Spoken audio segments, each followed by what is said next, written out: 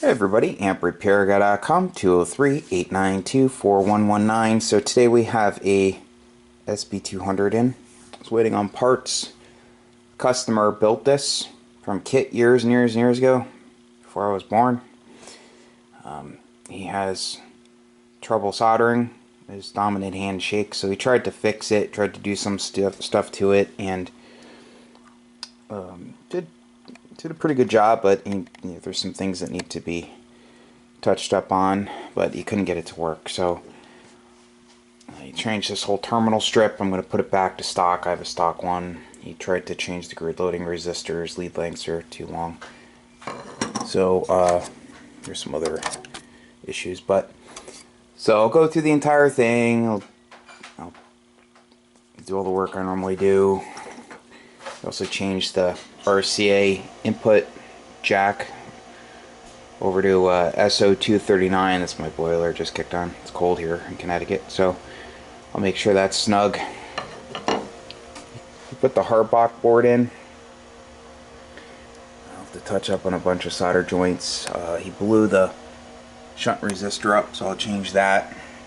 He lengthened the secondary leads. I'll fix that. I've never seen anyone do that, but I'll take care of it.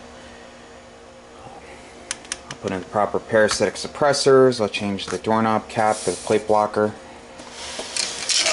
I'll show you the bottom here.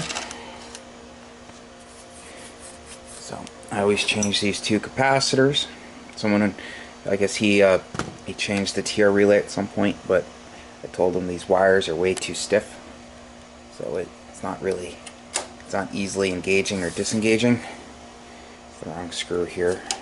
So I had all sorts of mismatched screws holding the top cover and took forever to get them out. So put the right screws in. So I'll go through the rest of it and I'll show you everything I did when it's all done. I also damaged the rotary switch here, so I'm going to see if I can save that, or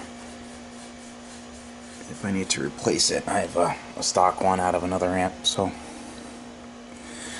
stay tuned and I'll be back when it's all done. And this is getting a brand new set of Penta Labs 572s. So see you guys soon. So I'm back with the completed SB200. Had to change the meter, went to test it, was not working. So, you know, it's a little messy over here. I promise I'll clean my bench. The tools usually go on the other side when I'm done. So, here's the old board. You know, had some bad solder joints. One of the bleeders opened up. And so, you know, I decided just to replace the whole board. Customer agreed. Here's the old shunt resistor plate. Took out his parasitic suppressors he had in there, changed the paper and oil caps, the old meter lamp bulb. Here's his old multimeter switch. He had broken some tabs off and tried to fix it. So I swapped the whole thing out. Here's this old meter. So, some other parts around. So, there's the new Harbach board. He had tried to lengthen the wires for the secondary of the transformer, so I cut them back, stripped them, soldered new high voltage wire, double insulated with heat shrink. New meter.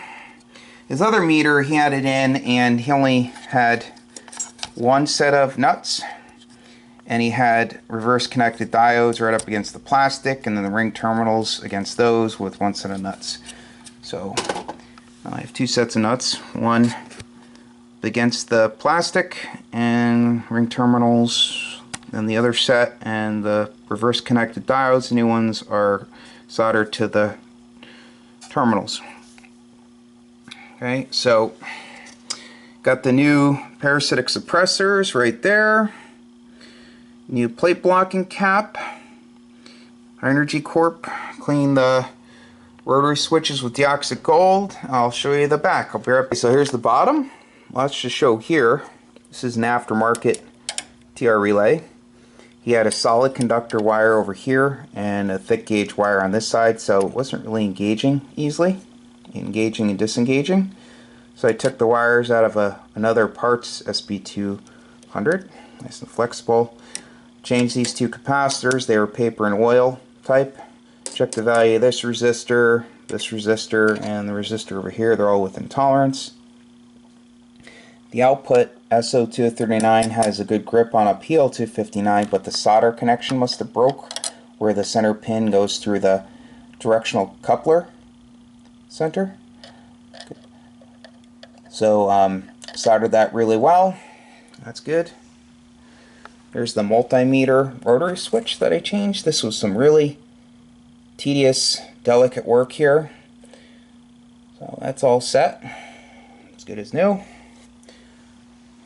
Oiled the fan. Have the B positive connected to the hold down here so it's not flapping around.